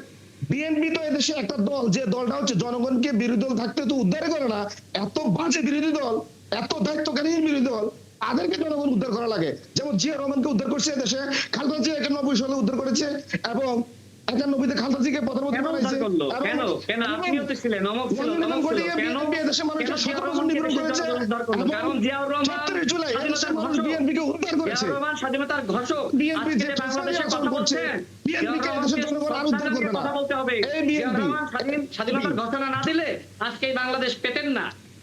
বুঝছেন কেন জিয়াউর রহমানকে মানুষ উদ্ধার করলো সেটা একটু বলেন। কারণ জিয়াউর রহমান এই দেশের স্বাধীনতাকে মানুষকে উপহার দিয়েছে। আওয়ামী লীগকে পুনর্বাসন করেছে। এই আওয়ামী লীগ জিয়াউর রহমানের কারণে পুনর্বাসিত হয়েছে। যে জিয়াউর রহমান ক্ষমতায় উঠছে, মার্শাল ল দিয়ে ক্ষমতায় এনজয় করেছে, নিজে শোনেন, দেশনেত্রী বেগম খালেদা জিয়াকে এদেশের জনগণ কেন উদ্ধার করলো? কারণ তিনি দেশের জন্য আন্দোলন করেছেন। ঐতিহাসিক দায় রয়েছে। আপনাদেরকে কেন উদ্ধার করে নাই? গোপালগঞ্জে গিয়েছিলেন, জনগণ কেন উদ্ধার করতে যায়নি? কেন সেনাবাহিনীর এপিসিতে করে আসতে হলো? জনগণ কেন উদ্ধার করলো না? কেন পুলিশের গাড়িতে আসতে হলো? বলেন আমাকে। কেন জনগণ আপনাকে উদ্ধার করে না? জনগণ কেন শহীদ প্রেসিডেন্ট জিয়াউর রহমানকে উদ্ধার করলো? কেন জনগণের কাজ হচ্ছে আপনাদের মতো উদ্ধার করলো? ভাই, বারবার উদ্ধার করা এবং আপনারা জনগণের বারবার আপনাদের উদ্ধার করে এটাকে আপনারা মনে করেন যে জনগণ আপনার সাথে আছে। তবে মনে রাখবেন না, আপনাদেরকে জনগণ উদ্ধার করা মানে কি? শিক্ষা দিচ্ছে। আমরা জনাব শিশির এবং একই সাথে রাশেদ খান একটু সময় চেয়ে নিচ্ছি বিরতির জন্য। আলোচনা বা তর্ক যুক্তি চলবেই, কিন্তু একটুখানি বিরতি নিচ্ছি। আমরা ফিরবো কিছুক্ষণের মধ্যেই। চিরকবি সুমন, আপনার মনে হয় প্রশ্ন আছে আমাদের? না, আমার দুই তরুণ নেতার কাছে আমার প্রশ্ন, আপনারা কি মনে করেন যে গণ অভ্যুত্থানের পরে এই আমাদের রাজনীতির প্যাটার্ন কি চেঞ্জ হয়েছে না আগের মতোই আছে? আগের মতো আমি একটু বলি। আগের থেকে খারাপ করার চিন্তা আছে। আপা আমাকে যদি সুযোগ দেন, আমি একটু বলতে চাই যে একজন একজন করে যদি বলেন। শিশির যেহেতু অনেক সময় বলেছে, আমি একটু বলার সুযোগ চাই। জি বলেন। আচ্ছা, আমাদের সাংবাদিক ভাই যে প্রশ্ন করলেন, দেখেন গণ অভ্যুত্থানের পরে অবশ্যই রাজনৈতিক পরিবর্তন দরকার ছিল। পরিবর্তন কেন হলো না? কারণ এনসিপি যে ধরনের রাজনীতি আসলে শুরু করলো, আমরা দেখেছি যে এনসিপির নেতা নাসিরউদ্দিন পাটোয়ারি তিনি জামাতকে বলেছিলেন যে জামাত স্বাধীনতা, সার্বভৌমত্ব এবং মানচিত্রের জন্য হুমকি, জামাত সংস্কার বিরোধী, জামাত ভণ্ডামি করছে, জামাতের নাম পরিবর্তন করা দরকার, জামাতের সাথে ইসলাম চায় না। এছাড়া নাহিদ ইসলাম কি বললো? নাহিদ ইসলাম বললো যাদের ৭১-এর দায় আছে আমরা তাদের সাথে যাব না। জামাত পিয়ারের নামে প্রতারণা করছে। আপনার হাসনাত আব্দুল্লাহ সে বললো জামাত ইসলাম কি ইসলামিক দল? এরকম হান্নান মাসুদ থেকে শুরু করে তাদের প্রত্যেক নেতা কিন্তু জামাতের বিরুদ্ধে বললো। সেই জামাতের সাথে তারা গেল, এখন বলছে যে জামাত নাকি সংস্কার চায়, এটা নাকি সংস্কারের জোট। অথচ এনসিপি বলেছিল যে জামাত কোনো সংস্কার চায় না, জামাত সংস্কারের নামে ভণ্ডামি করছে, প্রতারণা করছে। তাহলে আপনি কি বলবেন রাজনীতির কোনো পরিবর্তন হয়েছে? তার মানে আমাদের এই যে রাজনীতির শেষ কথা বলে কিছু নেই। আমরাও একসময়, জি শিশির কিছু বলছেন? না রাশিদ না। খান, তাহলে কি রাজনীতির শেষ কথা বলে কিছু নেই, সেটাই প্রমাণ হলো আবার। আচ্ছা, আমাদের এই তরুণ নেতারা তারা তো আসলে পরিবর্তন চেয়েছিল। তারা বলেছিল যে আমরা এককভাবে বাংলাদেশের সংস্কার, জুলাই সনদ বাস্তবায়ন, সেই কাজগুলো আমরা করব। দেখেন, তারা কিন্তু শুরুতে বিএনপির সাথে যেতে চেয়েছিল। বিএনপি তাদেরকে বলেছিল যে আমরা 4টি আসনের বেশি দিতে পারছি না, যে কারণে তারা বিএনপির সাথে না গিয়ে তারা এই জামাতের সাথে গেল। অথচ তারা আমাদেরকে বলেছিল যে ৭১-এর দায় যাদের আছে তাদের সাথে আমরা যাব না। দেখেন, গণ অধিকার পরিষদ, রাষ্ট্র সংস্কার আন্দোলন এবং আপনার এবি পার্টি সহ একসময় কিন্তু এনসিপি নেতৃবৃন্দ নির্বাচনের ঠিক আগে আমরা বসেছিলাম। সেখানে আপনার এই যে নাসিরউদ্দিন পাটোয়ারি কয়েকদিন আগে বললো যে আমি নাকি 18 সালে হাসিনার সাথে নাকি আপোষ করেছি, যে কারণে গণঅভ্যুত্থান হয়নি। অথচ দেখেন সেই সময় আমি রাশেদ খান বলেছিলাম যে এইটা কি তার বাপের রাষ্ট্র? তাহলে হাসিনার সাথে আমি আপোষ করলাম, সেই হাসিনাকে আমি বললাম যে এইটা কি তার বাপের রাষ্ট্র? আর এর প্রেক্ষিতে আমার নামে মামলা হলো শেখ হাসিনাকে কটূক্তি করার মামলা, যে মামলায় আমি 15 দিন রিমান্ডের নির্যাতনের শিকার হয়েছি। আমি শিশিরকে ধন্যবাদ জানাই যে আমার মুক্তির দাবিতে শিশির মাঠে নেমেছিল। নাহিদ ইসলাম নিজেও আমার মুক্তির দাবিতে রাজু ভাস্করদের স্লোগান দিয়েছে, আমার মার সাথে রাজপথে নেমেছে। এখন নাসিরউদ্দিন পাটোয়ারি সেই গণঅভ্যুত্থানের পরে বিপ্লবী হয়েছে, গালিগালাজ করে বিপ্লবী হয়েছে। সেই বিপ্লবী বলছে আমরা নাকি হাসিনার সাথে হাত মিলিয়েছিলাম। তাহলে রাজনীতি পরিবর্তন কেমনে হবে? যে তরুণদেরকে কেন্দ্র করে দেশের মানুষ স্বপ্ন দেখেছিল, যে তরুণদের আহ্বানে বিএনপি, জামাত প্রত্যেকটা রাজনৈতিক দল রাজপথে নেমেছিল, সেই তরুণ নেতারা যে সময় আসলে থানা থেকে চাঁদাবাজদেরকে ছাড়িয়ে আনে, যে তরুণ নেতারা যে সময় আসলে একজন আওয়ামী লীগের এমপির বাসায় গিয়ে চাঁদাবাজি করে, যে তরুণ নেতারা নিজের এলাকায় শুধুমাত্র বরাদ্দ নেয়, যে তরুণ নেতারা জামাত ইসলামের মতন স্বাধীনতা, সার্বভৌমত্ব এবং মানচিত্র বিরোধী দলের সাথে শুধুমাত্র আসনের জন্য জোট করে, এমনকি এই তরুণ নেতারা জামাত ইসলামের কাছে নির্বাচন করার জন্য এনসিপি জামাত ইসলামের কাছ থেকে 100 কোটি টাকা নিয়েছে। এইটা কি সংস্কার? এইটা কি পরিবর্তন? দেখেন, আমি যতগুলো অভিযোগ করেছি এখানে আমাদের শিশির একটা প্রশ্নের উত্তর দেয়নি। সে গদবাঁধা কথা বলেছে, যেমনি ভাবে নির্বাচনের আগে বলেছিল বিএনপি চাঁদাবাজ, বিএনপি সংস্কার বিরোধী। তো বিএনপি যদি চাঁদাবাজ হয়, বিএনপি যাকে চাঁদাবাজির দায়ে যাকে বহিষ্কার করলো, সেই ইশাক সরকার পাথর মেরে মানুষ খুন যুগান্তরে নিউজ হয়েছিল যে তার চাঁদার লোভের কারণেই মূলত ওই দুজন খুনের ঘটনা ঘটে। সেই ব্যক্তি কি এনসিপিতে যুক্ত হওয়ার পরে ফেরেস্তা হয়ে গেছে? আপনারা তো মিছিল করেছিলেন, আপনারাই তো প্রতিবাদ করেছিলেন। আজকে চাঁদাবাজদের পুনর্বাসন হয়েছে এনসিপি। নাহিদ ইসলাম যে সময় বলে ছাত্রলীগ যারা করেছে চাইলে এনসিপিতে যুক্ত হতে পারে, সেখানে তো আওয়ামী লীগের পুনর্বাসন হবে। আপনাদের নেতা তাহের ভাই কি বলেছে? আপনি তো কুমিল্লার সন্তান, কুমিল্লায় বলেছে মুজিব ভাই, যারা মুজিব ভাইকে ভোট দিয়েছেন, মুজিব ভাই আপনার লোকগুলোকে বলেন এইবার আমাকে ভোট দিতে। জামাত ইসলাম নির্বাচনের সময় কি করেছে? জামাত ইসলাম নির্বাচনের সময় মানুষের বাড়িতে বাড়িতে, মানে আওয়ামী লীগের বাড়িতে বাড়িতে গিয়ে বলেছে আমাদেরকে ভোট দাও, আমরা ক্ষমতায় আসলে তোমাদেরকে রক্ষা করব। এমনকি যে সময় আওয়ামী লীগের একজন নেতাকে ধরতে যাচ্ছে, জামাত ইসলাম ফোন করে বলেছে যে পুলিশ যাচ্ছে, মানে পুলিশ যাচ্ছে, আপনারা একটু সেভ হন। এইভাবে তো এনসিপি এবং জামাত মিলে আওয়ামী লীগের পুনর্বাসন করেছে। শোনেন, এই দেশে আওয়ামী লীগের দ্বারা সব থেকে নিপীড়িত, নির্যাতিত হয়েছে কোন দল? বিএনপি। বিএনপির অসংখ্য নেতৃবৃন্দ গুম হয়েছে, খুন হয়েছে। 2023 সালের 28 অক্টোবর বিএনপিকে মারধর করলো, বিএনপি 30,000 নেতাকর্মীকে গ্রেপ্তার করলো। জামাত ইসলাম কি করলো? তারা সন্ধ্যার আগে প্রোগ্রাম শেষ করে তারা কিন্তু বিদায় নিল। শেখ হাসিনার সাথে আপোষ করে জামাত ইসলাম রাজনীতি করেছে। তারা 5 মিনিট মিছিল করেছে, 2 মিনিট মিছিল করেছে, 1 মিনিট মিছিল করেছে, ভিডিও করেছে, ফেসবুকে তারা ছেড়ে দিয়েছে। তারা তো আসলে ফেসবুকে নির্বাচনের আগে দেখলাম যে ক্ষমতায় চলে আসলো। ফেসবুকের প্রত্যেকটা জরিপ ছিল জামাত ইসলামের পক্ষে। আজকে ফেসবুকে যেভাবে বট বাহিনী তৈরি করেছেন, এইভাবে বট বাহিনী তৈরি করে কি আসলে সংস্কার হবে? আজকে বাংলাদেশে শিশির, আপনাদের হাত দিয়ে কি আওয়ামী লীগের পুনর্বাসন হতে যাচ্ছে? কথাবার্তা এই যে সংস্কার রাশেদ খান, আমরা একটু জনাব শিশিরের কাছে একটু যেতে চাই। রাশেদ খান, আপনি আবার নিশ্চয়ই আপনার আরো কথা বলবার সুযোগ পাবেন। একটু কষ্ট করে রাশেদ খানের মাইক্রোফোনটা একটু মিউট করে দেন, তাহলে আমি একটু কথা না, উনি ওনার বক্তব্য থামিয়েছেন, আপনি বলতে পারেন। আচ্ছা, আপনি যেটা বললেন আওয়ামী লীগের পুনর্বাসন, যে ওইদের আমার বড় ভাই মানে নব্য বিএনপি শ্রদ্ধেয় রাশেদ ভাই যে বললেন যে শিশির, আপনি জামাতের কিন্তু ব্যাপারে। জাহাঙ্গীরনগর বিশ্ববিদ্যালয়ের শিবিরের সেক্রেটারি ছিলেন, এরপরে গণ অধিকার পরিষদ করেছেন, এরপরে আপনি এনসিপি তে গিয়েছেন। আপনি তো নব্য কি বলবো, নব্য এনসিপি বলবো নাকি নব্য গণ অধিকার পরিষদ বলবো? আপনি আপনি আপনি শিবিরের সেক্রেটারি থাকা অবস্থায় গণ অধিকার পরিষদের নেতা হয়েছিলেন, এইটা কি গুপ্ত রাজনীতি না? আমি কি শিশির বলেন।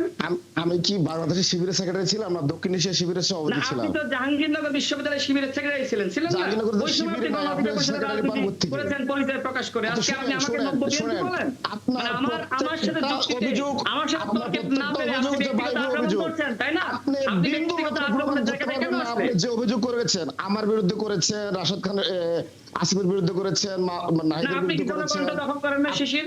জনগণটা হ্যাঁ, দখল করেন নাই বলেন? জনগণের আমি 1% মালিক না, জনগণের আমি শ্রম আইন অনুসারে চাকরি করি। আপনি মিথ্যাচার করছেন না, না, আপনি এবং যে পদে আপনি চাকরি একটা করেন, মিথ্যাবাদী। ওই পদে শুনুন, আমি চাকরি শেষ করার করি। যোগ্যতা কি আপনার আপনি আছে কিন্তু শিশির? আপনি বলেন, আপনি আমারে আপনি কথা বলেন বলতে দেন। একজন সাংবাদিক আপনি। আপনি কথা বলতে দেন। আপনি যদি প্রমাণ না করতে পারেন আমি জনগণের কোনো মালিকানায় আছি, কোনো শেয়ার হোল্ডারে আছি, তাহলে আপনি রাশেদ খান একটা আমি আপনি কি বলবো যে পদে আছেন বলেন শিশির? আপনার আপনি জনগণের বাপ কি মায়ের পদে কিন্তু আছেন আপনি বলেন? যদি সৎ সন্তান হয়ে থাকেন আপনি প্রমাণ করেন।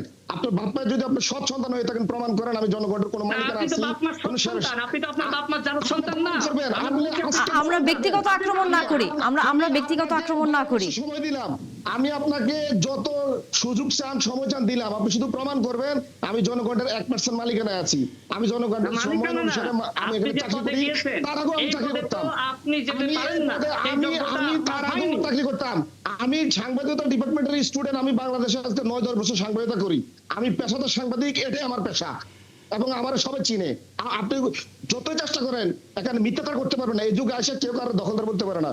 শুনেন আরেকটা কথা বলি, আপনি বললেন জিয়া রহমানের কথা। এখন তো মানে জামাত রাজাকার হয়ে গেছে, সব রাজাকার। ওই জিয়াউর রহমানকে যখন 7 নভেম্বর নারে তাকবীর আল্লাহু আকবার বলে যারা বের করে আনছে মুসলিম লীগ আর জামাত নেতারাই তো, ওই সময় তো জাসদের নেতারাও নারে তাকবীর স্লোগান দেয় নাই। পরবর্তীতে কি হলো, জিয়াউর রহমান মুসলিম লীগ এবং জামাতের সাথে বেমানি করে আওয়ামী লীগ পুনর্বাসন করলো, আওয়ামী লীগের সংসদে বিরোধী দল বানাইলো। তারপরে খালেদা জিয়া 1991 সালে জামাতের সমর্থন ছাড়া খালেদা জিয়ার পক্ষে জীবনও প্রধানমন্ত্রী হওয়া সম্ভব হতো না। তখন তো জামাতের পায়ে ধরছিলেন প্রধানমন্ত্রী হওয়ার জন্য এবং জামাতের 18টা সিটের জন্য কেমন মিউ মিউ করছিলেন। এখন আপনারা খুব বড় বাঘ হয়ে গেছেন। আপনারা তখন জামাতের থেকে 18টা সিট নিয়ে প্রধানমন্ত্রী হলেন কেন? 2001 সালে জামাতের সাথে কেন জোট করলেন? তারেক রহমান তো তখন রাজনীতিতে প্রবেশ করে বিএনপি বড় নেতা। এখন এনসিপির সাথে জামাত জোট হয়ে গেছে, জামাতের অনেক মানে কিছু দেখেন, তখন দেখেন নাই। জামাতের সাথে যে এতদিন আন্দোলন করেছেন, সংগ্রাম করেছেন, তখন দেখেন নাই।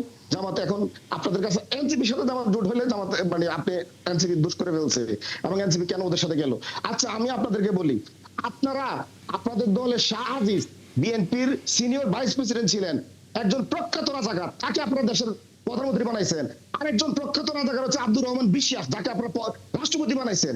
আপনারা তো বাংলাদেশের রাষ্ট্রপতি এবং প্রধানমন্ত্রী পর্যন্ত একজন রাজাকারকে বানাইছেন বিএনপি এবং দলীয় পদধারীকে রাজাকারকে, যারা একসময় মুসলিম লীগের নেতা ছিল এবং পাকিস্তান বন্দী ছিল। তারপরেও আপনারা আবার মুক্তিযুদ্ধের মানে কাঠ খেলতে যান। আর এটা তো অন্যদের জন্য, এটা আপনাদের জন্য না। কারণ বিএনপি হচ্ছে একটা নব্য মানে মুসলিম লীগ এবং এটা মুসলিম লীগের আপডেট ভার্সন। আপনারা কখনো দাবি করতে পারেন না আপনারা মুক্তিযুদ্ধ করছেন। বিএনপি দল হিসেবে মুক্তিযুদ্ধ কোনো তার অবদান নাই। এবং জিয়া রহমান একজন আপনি যদি আমাকে এলাও করেন, আপনি জনগণকে দখল করেছেন কি করেন না, আমি সেটা প্রমাণ দিই। মুক্তিযুদ্ধের না, মুক্তিযুদ্ধ একটা আমি কি যুদ্ধ। প্রমাণ দিব আপনাকে? আপনি জনগণটা দখল করেছেন কি করেন নাই প্রমাণ দিব? এলাও করবেন আমাকে? আপনার থেকে আরো বড় বড় যত লোক নিয়ে আসেন আপনি প্রমাণ করবেন আমি 1% মালিকানা আছি। আমি 1% মালিকানা আছি। আচ্ছা, আমি তাহলে একটু বলি শিশির, আপনি যদি আমাকে সুযোগ দেন বলবো আমি। আপনি শুনেন, আপনাকে আমি যত সুযোগই দিই আপনি শুধু মিথ্যাচার করবেন। আপনি বলছেন না, না আমি একটু বলি শিশির বলি, অথচ আপনাদের সরকার বলেছে জনগণকে যারা মালিক তারা কি আপনাদের বিরুদ্ধে অভিযোগ করে নাই যে আপনারা জনগণকে দখল করেছেন? প্রত্যেকটা মালিক জনগণের মালিক অভিযোগ করে নাই আপনারা জনগণকে দখল করেছেন। আপনি একজন সাধারণ সাংবাদিক থেকে আপনি কিভাবে জনগণকে পত্রিকা প্ল্যানিং এডিটর হলেন? বলেন কিভাবে প্ল্যানিং এডিটর হলেন? এডিটর হওয়ার যোগ্যতা আপনার হয়েছে? আপনি কি এত বড় সাংবাদিক হয়েছেন? আপনি তো জনগণকে অবশ্যই দখল করেছেন। মালিকানা নেন ঠিক আছে, কিন্তু মালিকদের কাছ থেকে আপনারা কয়েকজন সাংবাদিক মিলে আপনারা জনগণকে কেড়ে শ্রমিক নিয়েছেন। আন্দোলনে মালিক বলে যে আমার প্রতিষ্ঠান দখল করছে, ভাঙচুর করছে। কারণ মালিক তার শ্রমিকদের বেতন না দিয়ে, সুযোগ সুবিধা না দিয়ে, টাকা মেরে দিয়ে ধান্দা। এটা বাংলাদেশে নতুন না। আপনি যে মালিক পক্ষের কথা বলতেছেন, এই মালিক পক্ষ বিগত 15 বছর ধরে প্রত্যেকটা আন্দোলনের সময় বলছে যে এই জনগণ সাংবাদিকেরা আমার প্রতিষ্ঠান দখল করে নিয়ে আসছে। এটা শুধু একা না। এবং এই মালিকদের আপনি বিগত 15 বছর ধরে দেখবেন যে তাদের বিরুদ্ধে আন্দোলন হচ্ছে। আমি তো মাত্র 6 মাস হয়েছে, 1 বছর হয়েছে গেলাম। আপনি যে এই রেফারেন্স দিচ্ছেন মালিকদের, তাহলে আমি আপনার রেফারেন্স দিই। বাংলাদেশের যত গার্মেন্টস শ্রমিক মালিকেরা, গার্মেন্টস শ্রমিকদের বিরুদ্ধে আন্দোলন হচ্ছে, জনকণ্ঠের শোনেন, তারা তো দখল প্রতিষ্ঠান দখল করছে। সম্পাদক আপনি কি প্রমাণ করতে পারবেন বাংলাদেশে কোনো গার্মেন্টস শ্রমিকরা বা কোনো শ্রমিক তিনি পক্ষ কিন্তু কোনো ফ্যাক্টরি দখল এই করছে? জনকণ্ঠ আপনি সহ আপনারা কয়েকজন মালিকরা যে দখল অভিযোগ করেছেন, করবে, এই অভিযোগ তিনি কিন্তু এই অভিযোগ করেছেন। না, আপনি অভিযোগ, আপনি নিজে তো একটা মিথ্যাচার করছেন। আপনি এখন বলছেন অভিযোগ, আবার বলতেছেন এই দখল যে করছি। আপনি দেখেন, শিওর হন? এই যে নিউজ দেখেন, এই যে শিওর হন? নিউজ আপনি দেখেন, এটা এই যে কি জনকণ্ঠ, অভিযোগ? এই যে এটা এই যে দেখেন, জনগণের মালিকের অভিযোগ business নাকি এটা standard, সত্যতা? আপনি আমাকে আপনি যে বলেন। পত্রিকার সাংবাদিক আপনি ছিলেন, জনগণের সেই মালিকের ভিডিওতেই অভিযোগ সংবাদ প্রকাশ এবং করেছে যে আপনার আপনি অভিযোগ নাকি এটা জনকণ্ঠ সত্যতা? আমার দখল এটা বলেন। করেছেন, এমনকি আপনি মালিক বলেন পক্ষকে আপনারা অমানচিত করেছেন। আপনি কেন? কি এটা কি অভিযোগ না সত্যতা? আইন আমার নাই, বলেন। আদালত নাই, বাংলাদেশে আইন নাই, আদালত নাই। যদি কোনো সাংবাদিকের বেতন না দিয়ে থাকে, আইন আছে, বাংলাদেশের আদালত আছে, শ্রমিকেরা, মামলা করবে। বাংলাদেশের আপনি শ্রমিকেরা, কিভাবে সাংবাদিকেরা planning রাস্তায় হবেন? বলেন দাঁড়াতে আমাকে, পারবে না। আপনি যদি জনগণের দখল না করেন, সাধারণ একজন সাংবাদিক থেকে মাথা নিয়ে আপনি বাংলাদেশের কি মানুষ প্ল্যানিং এডিটর হতে সমাধান পারেন? করে না। যে যোগ্যতা দরকার ছিল সেই যোগ্যতা কি আপনি অর্জন করেছেন? বলেন আমাকে। আপনি তো আমার শুনুন, আমি আপনাকে বলি, যোগ্যতার অযোগ্যতার কথা যদি বলেন, আমি সাংবাদিকতার উপরে অনার্স মাস্টার্স করা, আমি বাংলাদেশে ভালো ভালো মিডিয়া জব করেছি। এখন আপনি আবার বলেন, আপনার মতো রাশেদ খান কি আমার যোগ্যতা সার্টিফিকেট আপনার থেকে নিতে হবে? না, সার্টিফিকেট আপনি দেন। আপনি কোন যোগ্যতা সম্পন্ন লোক হয়েছেন ভাই? আপনি মানুষের যোগ্যতা নিয়ে কথা বলেন। আপনি আপনার একটা যোগ্যতা বলেন। আপনি বলেন সোশ্যাল মিডিয়া মিথ্যাচার ছাড়া এবং বিএনপির সিনিয়র নেতাদের গেটু পুত্রের ভূমিকা পালন করা ছাড়া আপনার কি যোগ্যতা আছে এটা বলেন। আপনি তো বিএনপির সিনিয়র নেতাদের গেটু পুত্র এবং আপনি তো হচ্ছে যে কোনো আন্দোলন হতো আপনি আন্দোলন বিক্রি করে দিতেন সরকারি এজেন্সির কাছে, এবং আপনার ইতিহাস হচ্ছে এজেন্সির কাছে আন্দোলন বিক্রি করে দেয়া, এবং আপনি কোনো সময় এজেন্সির কাছে আন্দোলন বিক্রি করা ছাড়া আপনার কোনো ভালো কোনো সুগুণ নাই। এবং গণ অধিকার ভাঙছেন, আপনি হচ্ছে সেক্রেটারি হওয়ার জন্য রাজাকে বের করে দিচ্ছেন, এবং ওইটাও ডিজিএফ এর সাথে টাকা খাই আপনি কাজ করছেন। এবং আপনার জীবনে কোন যোগ্যতা বলেন, অর্জন বলেন, কোন একটা যোগ্যতা বলেন বা কোন একটা অর্জন বলেন, আপনি বলেন। 18 সালে আপনি শেখ হাসিনার মা বলছেন, যেখানে আমরা তখন আন্দোলন করে রাস্তায়, আমরা তো শেখ হাসিনার মা বলি নাই। রাশেদ খান, আচ্ছা শিশির, জি আমি একটু বলি আপা, আমাকে যদি সুযোগ জি দেন। জি আপনি জি। আমারে বলেন আপনার রাশেদ খান আপনার ব্যক্তি কোন যোগ্যতাটা আছে যে যোগ্যতাটা আপনি মানুষের যোগ্যতা নিয়ে আচ্ছা, প্রশ্ন তোলেন? আপা আমি একটু বলতে চাই, দেখেন এই যে প্রথম আলো পত্রিকার নিউজ, সেটি হলো জনকণ্ঠের ঘটনায় এক নেতার কাছে ব্যাখ্যা চাইলো এনসিপি, সেই নেতা জয়নাল আবেদীন শিশির, এবং সেই সময় আপনি দেখবেন যে জনকণ্ঠের যিনি সম্পাদক ছিলেন শামীমা আপা, তিনি কিন্তু জনকণ্ঠ দখলের অভিযোগ আপনি সহ কয়েকজনের বিরুদ্ধে এনেছিল, বা আপনি বলছেন যে সাংবাদিকদের বেতন দেওয়া হয়নি, সাংবাদিকদের যদি বেতন না দিয়ে থাকে, অন্যায় করে থাকে, ওই সাংবাদিকরা আইন আদালত ছিল, সেখানে গিয়ে মামলা করতে পারতো। আপনি শিশির কি বিচারক যে আপনি জনকণ্ঠ দখল করতে গিয়েছেন? আপনি কিভাবে কোন যোগ্যতা প্ল্যানিং এডিটর হলেন? আপনি তো সেই প্ল্যানিং এডিটর হওয়ার মতো সে ধরনের সিনিয়র সাংবাদিক আপনি হননি। আপনি কিভাবে হলেন? আপনি কিভাবে হলেন? আপনি অবশ্যই জনকণ্ঠ দখল করেছেন, এইভাবে মাপ করে আপনারা বিভিন্ন প্রতিষ্ঠান দখল করেছেন। এইটা কি সংস্কার রাজনীতি? এই রাজনীতির জন্য কি এত মানুষ জীবন দিল?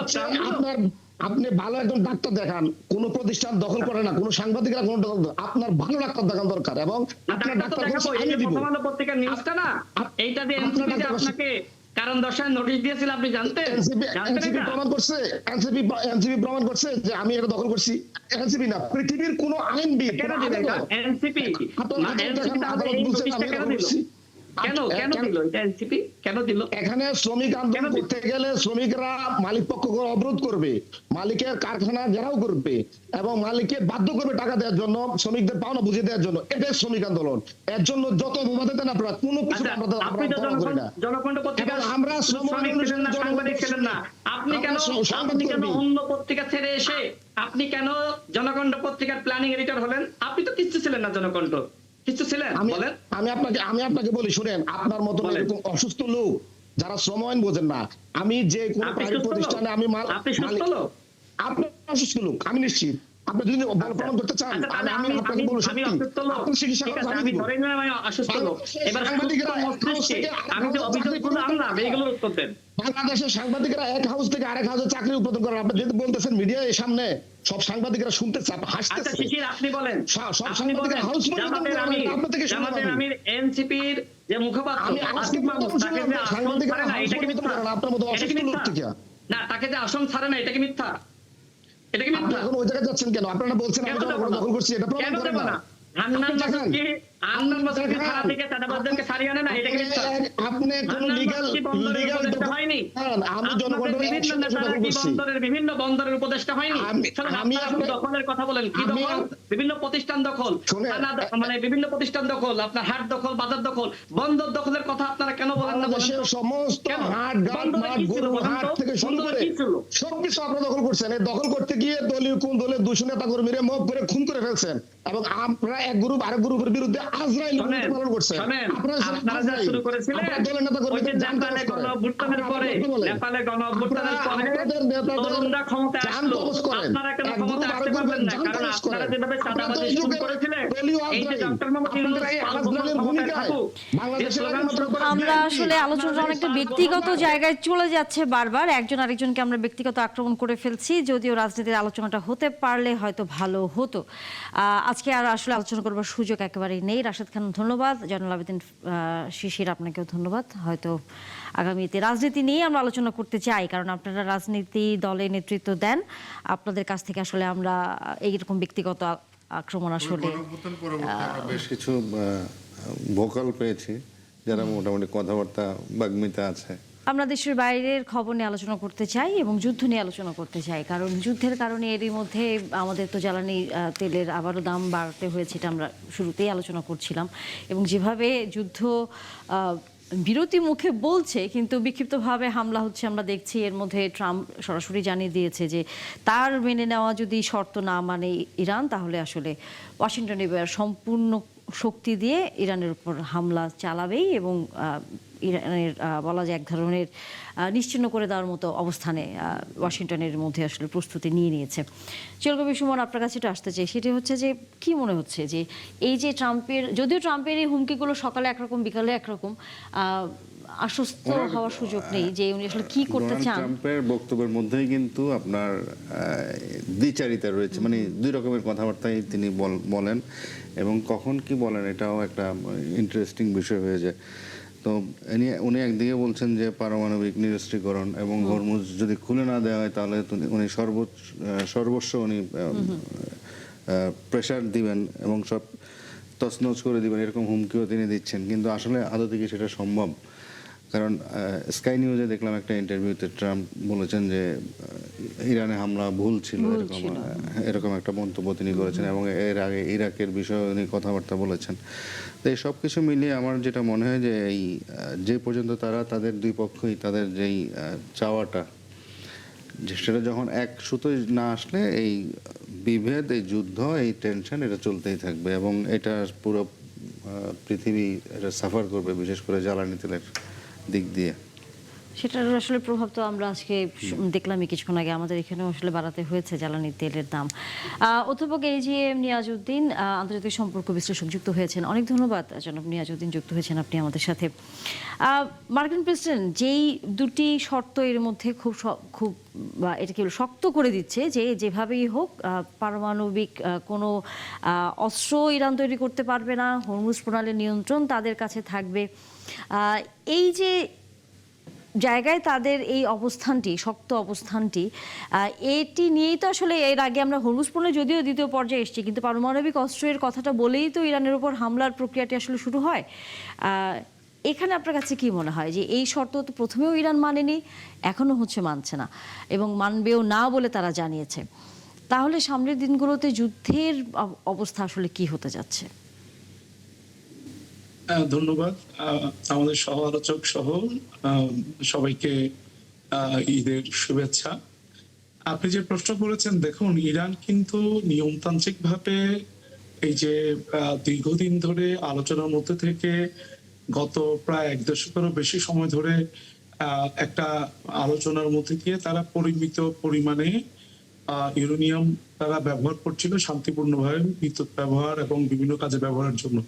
কিন্তু দেখা গেছে যে মার্কিন ডোনাল্ড ট্রাম্প ক্ষমতায় আসার পর তারা সেই চুক্তি থেকে বেরিয়ে এসে এবং ইরানের উপর এই গত 9 মাস আগে আক্রমণ করলো, যেটা আমাদের এই যে একটু আগে বললেন যে তিনি একটা সাক্ষাৎকারে বলেছেন যে 9 মাস আগে তিনি যে হামলা করেছেন এটা উচিত হয়নি, কিন্তু যদি না করতেন তাহলে ইরান অনেক বেশি কিছু করে ফেলতো। এখন আমাদের এই যে ইরান সম্পর্কে মার্কিন যুক্তরাষ্ট্রের যে বর্তমান যে অবস্থান, এটা কিন্তু মার্কিন যুক্তরাষ্ট্রের গত প্রায় বেশ কিছুদিন আগের যে অবস্থান সেটা থেকে অনেক অ্যাগ্রেসিভ। আগে ছিল এক ধরনের নিয়ন্ত্রণের মধ্যে দিয়ে তাকে একটা জায়গায় রাখা, কিন্তু ডোনাল্ড ট্রাম্প এসে সেটাকে এই জায়গায় নিয়ে এসছেন। এখন এখান থেকে উত্তরণের যে জায়গাটা, সেটা কিন্তু মার্কিন যুক্তরাষ্ট্র এবং ইরান দুই পক্ষই চেয়েছে উত্তরণ ঘটাতে, কিন্তু মার্কিন যুক্তরাষ্ট্র যেভাবে তার হ্যাজমনিক পাওয়ার হিসেবে গত দীর্ঘ 3 দশক ধরে বিভিন্ন জায়গায় তারা এই ধরনের হামলা করেছে এবং নানানভাবে তাদের যে নীতিকে স্বার্থকে বাস্তবায়ন করেছে, ইরানের এই জায়গায় এসে তারা সেই জায়গায় সেভাবে পেরে উঠছে না, যার ফলে মার্কিন যুক্তরাষ্ট্র আজকে এই চুক্তি কতটুকু হবে এবং যুদ্ধের সম্ভাবনা কতটুকু, এটা সম্পূর্ণ নির্ভর করছে মূলত মার্কিন যুক্তরাষ্ট্র কিভাবে ইরানকে হ্যান্ডেল করছে। ইরান কিন্তু তার যে অবস্থান, তারা কিন্তু সেটা পরিবর্তন করেনি কখনো। তারা চুক্তি থেকেও তারা সে শুরু থেকেই তারা বের হয়ে আসেনি। তারা তারা বর্তমানেও তারা এই চুক্তির ব্যাপারে তারা আলোচনার মধ্যে আছে এবং তারা মনে করে যে তাদের যে এই চুক্তির মাধ্যমে তারা যে দীর্ঘদিনের আটকে থাকা প্রায় $1200 কোটি বেশি তারা জব্দকৃত টাকা ফেরত পাবে। অর্থাৎ তারা তাদের অবস্থানটাকে তারা পরিষ্কার করেছে এবং যে পয়েন্টগুলোতে আমরা এই আলোচনায় এসে আটকে গেছে সেটা কিন্তু খুবই সেন্সিটিভ। আমেরিকার যে আধিপত্য, হেজিমনিক যে তাদের একটা এই যে ডিজায়ার, সেটাকে তারা ইরান চ্যালেঞ্জ করেছে খুব শক্তভাবে। এক তো আপনি যেটা বললেন ইউরেনিয়ামের উপর নিয়ন্ত্রণ, সেটা তারা কখনোই ছাড়ছে না এবং তারা সেটার উপর নিয়ন্ত্রণ দ্বারা প্রতিষ্ঠা রাখতে চায়। আর হরমুজের উপর যে নিয়ন্ত্রণ, সেটা কিন্তু তারা নতুন করে এই নিয়ন্ত্রণের বিষয়ে তাদের যে পরিকল্পনা সেটাকে তারা করছে। এই যেটা নতুন যুদ্ধের কারণে তো আপনি হরমুজের কথা বলছিলেন, এই যুদ্ধের কারণে তো আমরা যতটুকু বিভিন্ন গণমাধ্যমে দেখছি যে মার্কিন যুক্তরাষ্ট্রেও তো আসলে তেলের দাম বেড়েছে এবং তারাও একটা অর্থনৈতিক চাপের মধ্যে পড়তে যাচ্ছে বা পড়েছে, যদিও এখনো অতভাবে প্রকাশিত হয়নি, কিন্তু বিক্ষিপ্তভাবে নানা জায়গায় তাদেরই গণমাধ্যমগুলো বলছে যে এখন এই জিনিসপত্রের ওদের দেশে দাম বেড়ে গেছে, তেলের যে খরচ সেটি ওখানে সাধারণ মানুষ যারা তারা আসলে সেটি কুলাতে পারছে না। সামনের দিনে যদি হরমুজ প্রণালী পুরোপুরি এরকম মার্কিন যুক্তরাষ্ট্র যদিও বলছে তাদের নিয়ন্ত্রণে রাখা হয়েছে, কিন্তু ইরান তো বলছে যে না, এটা তারাই এখনো নিয়ন্ত্রণ করতে পারছে, কারণ বিভিন্ন দেশ থেকে জাহাজ সেখানে ভিড়ছে, আবার সেখানেও আমরা দেখছি যে মার্কিন জাহাজগুলো আবার অন্য দেশের জাহাজগুলোর উপর অ্যাটাকও করছে। এই বাস্তবতায় সামনের দিনগুলোতে জ্বালানির যে সংকটটা আছে এখনই, আরও তো বোধহয় প্রকট হবে। এই ব্যাপারে বলা যায় যে নিশ্চিতভাবে বলা যায় সংকটটা প্রকট হতে যাচ্ছে, কারণ এই শুধুমাত্র মার্কিন যুক্তরাষ্ট্রে যে তেলের দাম বৃদ্ধি পেয়েছে এবং বিভিন্ন জিনিসপত্রের রিলেটেড স্বাভাবিকভাবে যে দাম বাড়ে, সেটা শুধু মার্কিন যুক্তরাষ্ট্র নয়, পুরো পৃথিবীতে এটা যে সাপ্লাই চেইনের মধ্যে এটার একটা ইম্প্যাক্ট পড়ছে, যার ফলে এই পুরো ঘটনা এবং এর মধ্যে বিশ্ব ইউক্রেন যুদ্ধের কারণে এক ধরনের সংকট অতিক্রম করছে, যেটা এখনো চলমান আছে। এখন ইরান হরমুজের যে সংকট মার্কিন যুক্তরাষ্ট্রের নেতৃত্বে যেটা চলছে, সেটা কিন্তু বাড়তি চাপ তৈরি করছে এবং এর ফলে পুরো বিশ্বের এই যে ইরানও তো অর্থনৈতিকভাবে কিছুটা কি দুর্বল হয়েছে, এই ক্ষয়ক্ষতি তো হয়েছে তাদের দেশে, সেটিও তো এক ধরনের অপেক্ষা রাখে না যে ইরানের শুধু অর্থনীতি না, ইরানের রাজনৈতিক নেতৃত্বকে হত্যা করা হয়েছে, সামরিক নেতৃত্বকে হত্যা করেছে। ইরান কিন্তু অনেকটা পর্যুদস্ত হয়েছে, তার নেতৃত্বকে তারা, যেটা ডোনাল্ড ট্রাম্প বলেছেন, তাদের যে অ্যান্টি আমেরিকান যারা খুব বেশি হার্ডলাইনার ছিল তাদেরকে তারা হত্যা করেছে এবং সেটা দীর্ঘদিন ধরে করে আসছে এবং অর্থনৈতিক অবরোধ তাদের দীর্ঘদিন ধরে আছে। ইরান কিন্তু এই অবরোধের অবস্থার মধ্যে দিয়ে ইরান কিন্তু একটা ক্রান্তিকাল অতিক্রম করছে, যার ফলে ইরানের জন্য চ্যালেঞ্জ তো অবশ্যই আছে, অভ্যন্তরীণ চ্যালেঞ্জ আছে, কিন্তু সে তার তেল দিয়ে এবং তার রাশিয়ার মতো তার ক্রেতা আছে, আরো কিছু তার যারা ক্রেতা আছে, চীন তার ক্রেতা, এই ক্রেতাদেরকে ধরে রেখে সে তার অর্থনীতিকে সামাল দিচ্ছে। কিন্তু বাস্তবে হরমুজ চুক্তি এভাবে বন্ধ থাকে দীর্ঘদিন এবং তার জাহাজও মার্কিন যুক্তরাষ্ট্র অবরোধ করে রেখেছে, সেটা ইরানের জন্য দীর্ঘমেয়াদে অবশ্যই তার জন্য সংকট বয়ে আনবে। সুতরাং এটা কোনোভাবেই ইরানের জন্য সুখকর না, মার্কিন যুক্তরাষ্ট্রের সুখকর না এবং পুরো বিশ্বের জন্য বর্তমান বাস্তবতা। এবং আমরাও বাংলাদেশ আজকে এই যে আজকেও তেলের দাম যেটা বাড়াতে হলো, এটা মূলত এই ইরান যুদ্ধের কারণে তেলের যে বাড়তি দাম, সেগুলো একটা পারস্পরিক ক্রিয়া প্রতিক্রিয়ার প্রতিফলন আমরা দেখতে পাচ্ছি। সুতরাং এই সংকট থেকে বেরোয় আসা এটা একটা কঠিন বিষয়। কিন্তু সেই সংকট থেকে আসলে বের হয়ে আসার কোনো পন্থা বিশ্ববাসী তো পাচ্ছে না। জলবায়ু বিষয় সেটি হচ্ছে, আমরা দেখেছি এর আগে রাশিয়া এবং চীনের মধ্যে বৈঠক হয়েছে, মার্কিন যুক্তরাষ্ট্রও সেখানে বৈঠক করেছে চীনের সাথে। কি মনে হয় আপনার কাছে যে চীন এবং রাশিয়া তো আসলে ইরানের মিত্র, কিন্তু তাদের যে ভূমিকা এই যুদ্ধকে কেন্দ্র করে? এখানে আসলে আমার যেটা মনে হয় যে সব দেশেই তার যেই দেশের যে স্বার্থ, তাদের যে নিজস্ব, ইরান যেমন তার জাতীয়তাবাদটাকে সে কখনোই অন্য বিশেষ করে পরাশক্তি আধিপত্যবাদী শক্তির কাছে সে নতি স্বীকার করবে না, সেটা সে ধরে নিয়েছে। আবার আমেরিকা হচ্ছে সে ওই দুইটা কাজ সে করবে, সে পারমাণবিক নিরস্ত্রীকরণ এবং হরমুজের যে বিষয়টা, এগুলোতে সে চাপ ক্রমাগত করবে। আবার চীন আর রাশিয়া তারাও অবজার্ভ করছে, তাদেরও জ্বালানির যেই চেইনটা সেটাও যেন ঠিকঠাক থাকে। আবার এদিকে আমেরিকার সাথে চূড়ান্ত সম্পর্ক হয়তো সেভাবে সে নষ্ট করবেও না। সবকিছু মিলে সবাই ব্যালেন্সিং একটা গেম চলছে। সেই ব্যালেন্সিং গেমের মধ্যে পড়ে আসলে আমাদের মতো দেশগুলো নানা ধরনের আসলে আমরা আসলে ইমব্যালেন্সের মধ্যে পড়ে গেছি, এবং সামনের দিনগুলোতে নিশ্চয়ই আসলে এইটি কাটিয়ে ওঠার পরিস্থিতি তৈরি হবে, বিশ্ববাসী শান্তিতে থাকতে পারবে, আমরা সেই প্রত্যাশা রাখতে চাই। ধন্যবাদ নিয়াজউদ্দিন আমাদের সাথে যুক্ত হয়েছেন। আগামীতে আবারও নিশ্চয়ই কথা হবে। একই সাথে ধন্যবাদ জিয়াউল কবির সুমন আপনাকেও। দর্শক, আপনারা এতক্ষণ ছিলেন জার্নালে, দেখা হবে আবার।